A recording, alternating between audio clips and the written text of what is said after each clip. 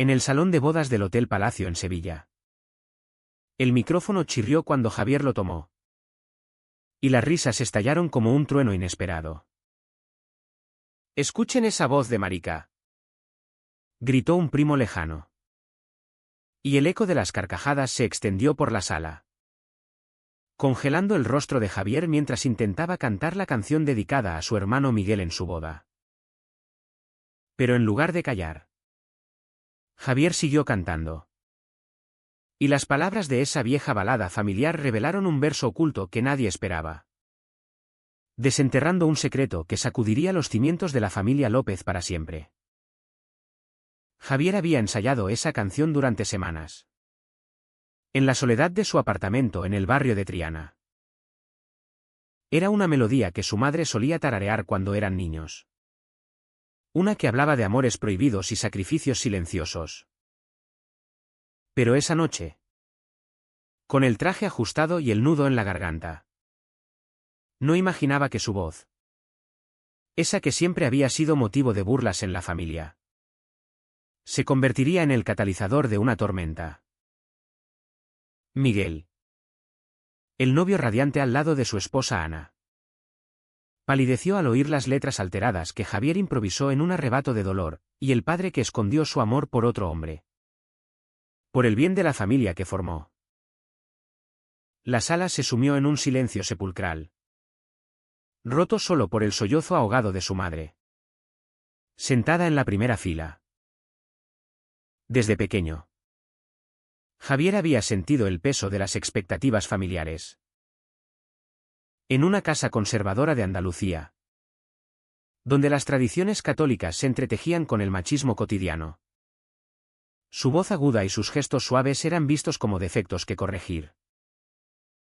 «Habla como un hombre, Javier», le decía su padre. «Don Carlos», con esa mirada de decepción que cortaba más que cualquier palabra. Miguel, el mayor, era el hijo perfecto, fuerte, deportista, casado con una mujer de buena familia. Javier, en cambio, había huido a Madrid para estudiar arte, donde conoció a Alejandro, su pareja secreta desde hacía 3 años. Alejandro, un profesor de historia de 30 años, con su barba ligera y su forma calmada de enfrentar el mundo, era el ancla que Javier necesitaba. Pero esa noche, en la boda, Javier decidió no esconderse más, aunque el precio fuera alto. La fiesta continuó, pero el ambiente se enrareció. Los invitados susurraban, lanzando miradas acusadoras a Javier, quien se refugió en un rincón del jardín del hotel. Alejandro, que había asistido como amigo, lo encontró allí, fumando un cigarrillo con manos temblorosas. «No tenías que hacerlo así», murmuró Alejandro, su voz grave contrastando con la de Javier. Era el momento. «Ale, no aguanto más las mentiras». Javier se giró, sus ojos verdes brillando bajo las luces de las guirnaldas. Habían planeado revelar su relación en privado, pero la burla pública había encendido una chispa incontrolable. Alejandro lo abrazó. Pero en ese instante, Miguel irrumpió en el jardín, su rostro congestionado por la rabia. «¿Qué demonios has hecho? ¿Quieres destruir mi boda?» La confrontación fue inevitable. Miguel empujó a Javier contra la pared de piedra, y Alejandro intervino, separándolos con firmeza. «Esto no es sobre ti, Miguel. Es sobre la verdad que todos hemos ignorado». Javier, recuperando el aliento, explicó cómo había encontrado cartas antiguas en el ático de la casa familiar. Cartas de amor de su padre a un hombre llamado Ramón. datadas de los años 70. Don Carlos, el pilar de la familia, había sacrificado su identidad por casarse con su madre y criar hijos normales. Javier lo había guardado en secreto durante meses, debatiendo consigo mismo si revelar algo tan doloroso. Pero la burla en la boda, esa humillación colectiva, lo había empujado al límite. Miguel negó todo al principio, llamándolo mentiroso. Pero en el fondo sabía que Javier no inventaría algo así. Ana, la novia, apareció poco después, confundida y herida, preguntando si todo era una broma cruel. Esa noche, la familia se reunió en una suite del hotel, lejos de los invitados. Don Carlos, con sus 65 años y su salud frágil, se sentó en el sofá, su rostro arrugado por el paso del tiempo y ahora por el miedo. Es verdad, admitió finalmente, su voz quebrada. Había amado a Ramón en su juventud, pero la sociedad franquista de entonces no permitía tales debilidades. Se casó con su madre por presión familiar, por el deber de continuar el linaje. Javier sintió una mezcla de compasión y furia, compasión por el sufrimiento oculto de su padre, furia por cómo ese secreto había moldeado su propia vida, obligándolo a reprimir su orientación desde niño. Su madre lloraba en silencio, revelando que lo había sospechado siempre. Pero eligió ignorarlo por el bien de los hijos. ¿Y ahora? ¿Qué? Destruimos todo por tu verdad, espetó Miguel, aún enfurecido. Alejandro, observándolo todo desde un rincón, intervino con calma. No se trata de destrucción, sino de liberación. Javier ha vivido asfixiado por estas mentiras, pero el daño estaba hecho. Miguel se marchó furioso, dejando a Ana sola con sus dudas sobre el matrimonio que acababa de contraer. Javier y Alejandro regresaron a Madrid esa misma noche, en un tren silencioso donde Javier reflexionaba sobre sus decisiones.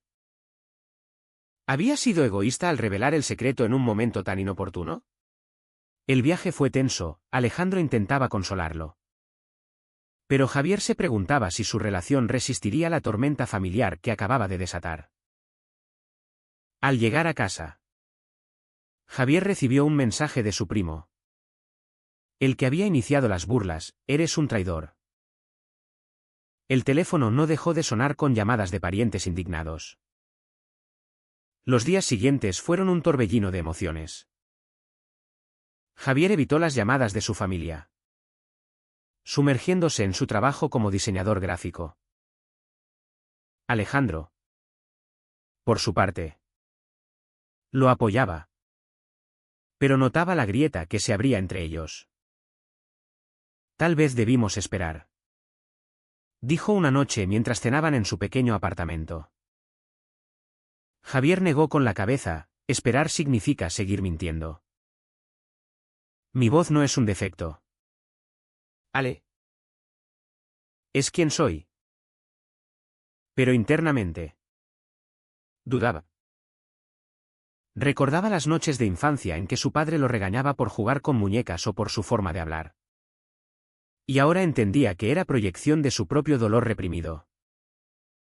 La sociedad española había avanzado desde la dictadura, con matrimonios igualitarios y orgullo gay en las calles de Madrid. Pero en familias como la suya, los prejuicios persistían como raíces profundas. Una semana después, Miguel apareció en la puerta de su apartamento. Su rostro mostraba ojeras profundas, signo de noches sin dormir. Necesito hablar, dijo. Y Javier lo dejó entrar, aunque Alejandro se mantuvo alerta. Miguel admitió que había confrontado a su padre, Y las revelaciones habían sido devastadoras.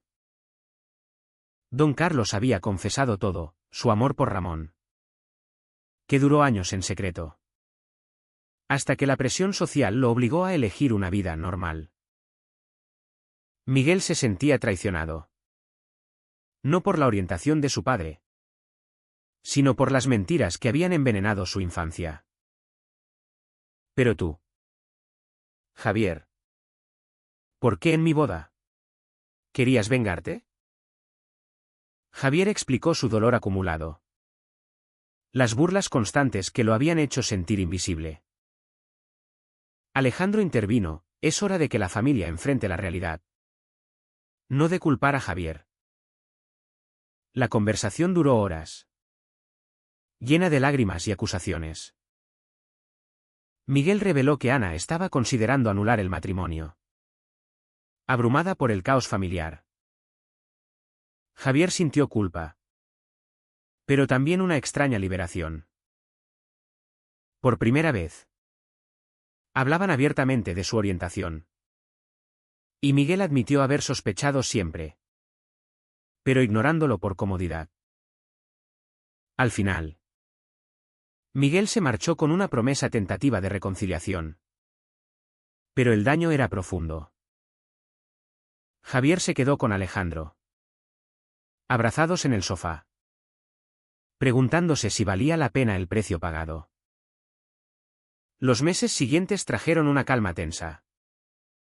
Pero las grietas en la familia López se ampliaban como fisuras en una presa a punto de romperse. Javier intentaba reconstruir su vida en Madrid, asistiendo a terapias de grupo para personas LGBT que habían sufrido rechazo familiar. Allí, compartía su historia. Y las palabras de otros le daban fuerza: revelar la verdad es un acto de coraje, no de traición. Alejandro lo acompañaba a veces, su presencia sólida recordándole que no estaba solo. Pero en casa, las discusiones surgían. Alejandro, con su background académico, argumentaba por la paciencia: las familias cambian despacio. Javi, tu impulsividad nos ha costado aliados. Javier replicaba que el silencio era complicidad con la opresión. En Sevilla, don Carlos cayó en una depresión profunda. Su salud empeoró. Y su madre culpaba a Javier por el estrés que lo había llevado al hospital. Tu egoísmo lo está matando, le dijo en una llamada acusadora. Javier viajó de inmediato, enfrentando el hospital como un campo de batalla emocional. En la habitación, don Carlos lo miró con ojos cansados: hijo, lo siento. Nunca quise que sufrieras como yo. Por primera vez, padre e hijo hablaron de sus identidades compartidas. Don Carlos contó de Ramón, un amigo de la universidad que había emigrado a Argentina para escapar del escándalo. Javier sintió empatía, pero también rabia por cómo ese secreto había moldeado su propia represión. Papá, tu silencio me hizo daño. Me hiciste creer que ser como soy era malo. Miguel, dividido entre la lealtad a sus padres y la comprensión hacia su hermano, organizó una reunión familiar en la casa antigua de Triana. Ana, aún casada pero distante, asistió por obligación. La tensión era palpable: tíos y primos conservadores lanzaban miradas de reproche a Javier, quien llegó con Alejandro a su lado, presentándolo abiertamente como su pareja. Este es Alejandro, mi novio, dijo Javier con voz firme, desafiando las normas implícitas. Las reacciones variaron: su madre lo abrazó con lágrimas. Pero un tío exclamó: esto es una vergüenza para la familia. Alejandro, con su calma habitual, respondió: la vergüenza es ocultar el amor por miedo al que dirán. La reunión derivó en un debate acalorado sobre moral y tradición. Miguel defendió a Javier al principio, admitiendo que la sociedad había cambiado desde los tiempos de Franco. Pero cuando un primo repitió las burlas sobre la voz gay de Javier, la ira estalló. Javier se levantó: mi voz es parte de mí, como tu ignorancia es parte de ti. Alejandro lo respaldó, compartiendo su propia historia de salida del armario en una familia liberal de Barcelona. Sin embargo, la revelación del secreto de Don Carlos volvió a encender el fuego. Algunos parientes lo negaron, llamándolo calumnia, mientras otros, como una tía progresista, lo apoyaron en silencio.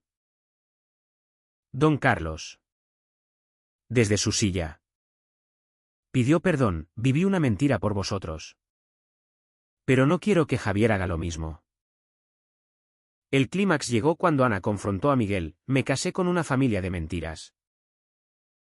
Miguel, herido, culpó a Javier por el caos en su matrimonio.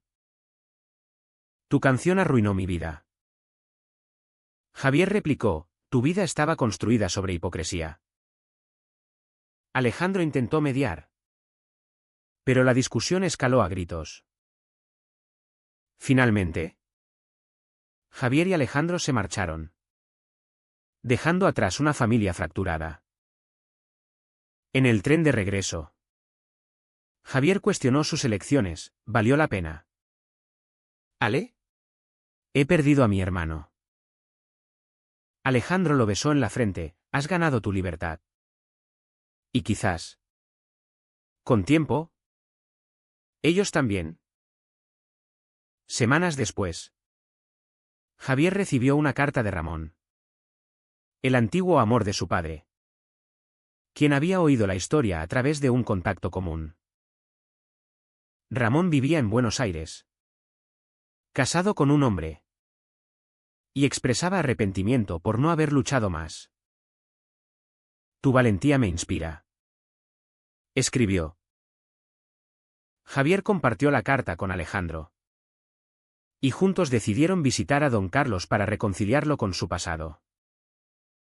Pero al llegar a Sevilla, encontraron a Miguel en la puerta, bloqueando el paso. No entres. Papá no quiere verte. La traición dolió como un puñal. Miguel había elegido proteger la fachada familiar sobre la verdad. Alejandro confrontó a Miguel: estás repitiendo el error de tu padre, escondiendo el dolor. Miguel vaciló, revelando que Ana lo había dejado temporalmente, culpando al escándalo. Todo por tu culpa, Javier. Pero en ese momento, Don Carlos salió, apoyado en su bastón: déjalos entrar. Hijo, es hora de enfrentar esto juntos.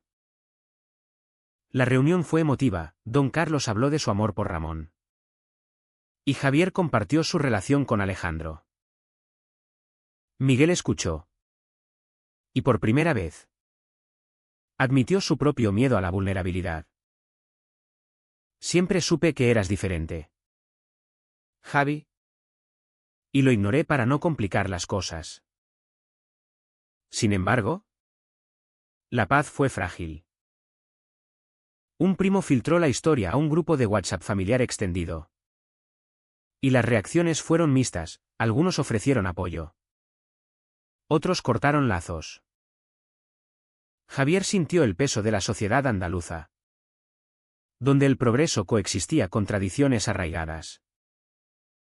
En Madrid, él y Alejandro enfrentaron su propia crisis. Alejandro recibió una oferta de trabajo en Barcelona, y Javier dudaba si mudarse, temiendo dejar atrás la lucha familiar. Si me voy, ¿significa que huyo?, preguntó. Alejandro respondió: no. Significa que eliges tu felicidad. Pero Javier sabía que las decisiones tenían precios. Y la suya había costado relaciones irreemplazables. La tensión culminó en una cena con amigos LGBT en Madrid, donde Javier compartió su historia. Los ánimos lo fortalecieron. Pero al volver a casa, encontró un mensaje de voz de Miguel: necesito tiempo. Pero no te odio. Era un pequeño paso, pero suficiente para que Javier vislumbrara esperanza. Alejandro lo abrazó: has despertado algo en ellos. Javi, Ahora, el cambio depende de todos. El alto trazo de la crisis familiar se intensificó cuando don Carlos sufrió un infarto menor, atribuido al estrés acumulado. Javier voló a Sevilla de inmediato, con Alejandro a su lado, ignorando las advertencias de Miguel. En el hospital, la familia se reunió en una sala de espera cargada de reproches. Su madre lo abrazó. Pero Miguel lo miró con frialdad: tu verdad lo ha llevado aquí. Javier replicó: no. Las mentiras de décadas lo han hecho. Alejandro, siempre el mediador, sugirió una terapia familiar. Pero la idea fue rechazada por los más conservadores. Durante la recuperación de don Carlos, Javier pasó horas a su cabecera, escuchando historias de su juventud. En los 70, ser gay era un crimen social, explicó don Carlos. Elegí la familia sobre mi corazón. Javier compartió sus propias luchas: las burlas en la escuela, el aislamiento en la universidad, hasta encontrar a Alejandro. Tú me enseñaste a esconderlo, papá. Pero yo no quiero esa vida. Don Carlos lloró, pidiendo perdón. Y por primera vez, abrazó a Alejandro como parte de la familia. Pero Miguel, observándolo desde la puerta, se sintió excluido, como si la revelación hubiera robado el foco de su propia vida. Ana regresó temporalmente, pero su presencia era tensa. En una cena familiar forzada, confrontó a Javier: ¿pensaste en las consecuencias para los demás? Javier admitió su impulsividad, pero defendió su acción: vivir en la sombra es peor que cualquier caos.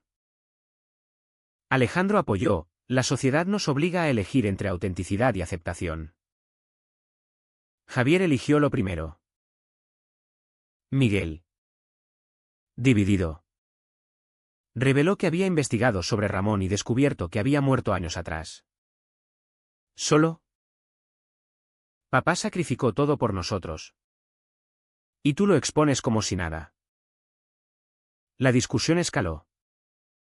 Y Miguel acusó a Javier de egoísmo, revelando un secreto propio: en su juventud había experimentado atracción por un amigo, pero lo reprimió por miedo.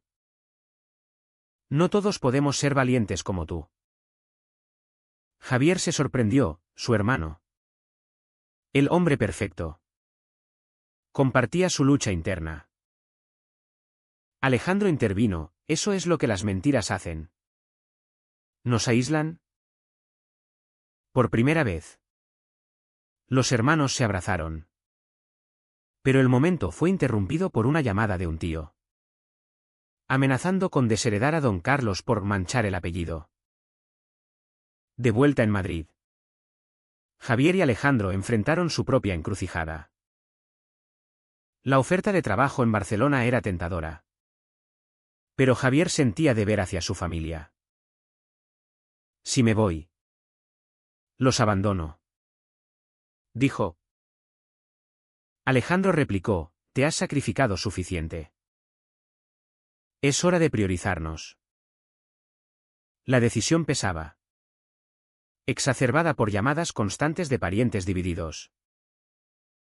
Algunos, como una prima joven, enviaban mensajes de apoyo: gracias por abrir los ojos. Otros, más tradicionales. Lo ostracizaban. Javier asistió a un evento del orgullo en Madrid, donde la energía colectiva lo revitalizó. Pero al ver parejas libres, envidió su paz. Miguel visitó Madrid inesperadamente, pidiendo una conversación privada con Javier. En un café del Retiro, admitió su resentimiento: tu canción me robó mi día. Pero también me obligó a mirarme. Reveló que Ana y él estaban en terapia, trabajando en su matrimonio. Ella dice que el secreto nos ha hecho más fuertes. Javier se disculpó por el timín, pero no por la verdad. Miguel, a su vez, pidió perdón por ignorar sus burlas pasadas. Fui cobarde. Alejandro se unió más tarde. Y los tres hablaron de futuro, quizás una reunión familiar en neutralidad. Pero la reconciliación se complicó cuando un periódico local de Sevilla publicó un artículo anónimo sobre el escándalo López, filtrado por un primo vengativo. La sociedad andaluza, mixta en opiniones, reaccionó: algunos condenaron, otros apoyaron. Don Carlos, recuperado, enfrentó el escrutinio público, lo que empeoró su salud mental. Javier sintió culpa abrumadora: he destruido su vida. Alejandro lo consoló: le has dado la oportunidad de ser auténtico. En una llamada grupal, la familia debatió: algunos querían demandar por difamación, otros veían oportunidad para cambio. Javier decidió confrontar al primo responsable, viajando a Sevilla solo. En la casa familiar, lo encontró bebiendo: lo hice por el bien de la familia. Javier replicó: no, por tu prejuicio. La confrontación fue física. Un empujón que escaló a golpes, hasta que Miguel intervino, separándolos. ¿Basta? Somos familia. Por primera vez, Miguel defendió a Javier abiertamente, expulsando al primo. Ana, testigo, abrazó a Javier: gracias por la valentía que nos faltaba. De regreso, Javier propuso a Alejandro mudarse a Barcelona: empecemos de nuevo, pero sin olvidar. Alejandro aceptó, pero con condición: visitas regulares a Sevilla. La mudanza fue agridulce, simbolizando un nuevo capítulo. En la nueva ciudad, Javier encontró comunidad, pero echaba de menos las raíces. Llamadas con su padre se volvieron profundas, compartiendo libros sobre historia LGBT en España. Miguel, lentamente, se abrió más, invitándolos a visitas. El clímax de la transformación familiar llegó en el aniversario de bodas de Miguel y Ana, un año después del caos. Invitaron a Javier y Alejandro a una cena íntima en Sevilla, un gesto tentativo de unidad. Javier aceptó con aprensión, sabiendo que las heridas no cicatrizaban rápido. En la mesa, don Carlos levantó su copa: por la verdad, aunque duela. Miguel añadió: y por Javier, quien nos obligó a crecer. Ana sonrió, revelando que esperaban un hijo. Una noticia que unió a todos en alegría momentánea. Pero Javier notó las sombras: algunos parientes ausentes, señal de divisiones persistentes. Durante la cena, hablaron abiertamente de prejuicios sociales. Alejandro compartió datos históricos: España ha liderado en derechos LGBT. Pero las familias tardan en seguir. Don Carlos admitió su rol en perpetuar el ciclo: mi silencio os lastimó a todos. Javier, Emocionado. Agradeció, pero ahora somos libres. Miguel confesó su experimento juvenil. Y por primera vez, la familia discutió sin juicios. Su madre, callada hasta entonces, reveló su propia lucha, había sabido del secreto de don Carlos desde el principio, eligiendo el amor sobre la verdad. Sin embargo, la noche trajo una traición inesperada. Un mensaje anónimo llegó al teléfono de Javier: tu voz gay destruirá más. Provenía de un familiar distante, recordando que no todos aceptaban el cambio. Alejandro lo calmó: el progreso atrae resistencia. Al día siguiente, Javier confrontó a su madre sobre su elección pasada: ¿por qué no lo dejaste libre? Ella respondió: por vosotros. Hijos. El divorcio era tabú. Javier entendió el sacrificio, pero cuestionó su costo ético. De vuelta en Barcelona, Javier y Alejandro planearon su propia boda. Un acto de afirmación. Invitaron a la familia, probando la reconciliación. Miguel aceptó ser padrino. Un gesto simbólico. Don Carlos, frágil pero determinado, viajó para asistir. En la ceremonia sencilla, Javier cantó la misma canción, esta vez con letras de esperanza. La voz que una vez fue burlada ahora unía. Ana, embarazada, lloró de emoción. Pero no todos asistieron, algunos primos boicotearon, destacando las divisiones sociales persistentes. Meses después, el nacimiento del sobrino de Javier trajo alegría, pero también dilemas. Miguel preguntó: ¿cómo le explicaremos esto? Javier respondió, con honestidad: desde el principio. Alejandro añadió: para que no repita nuestros errores.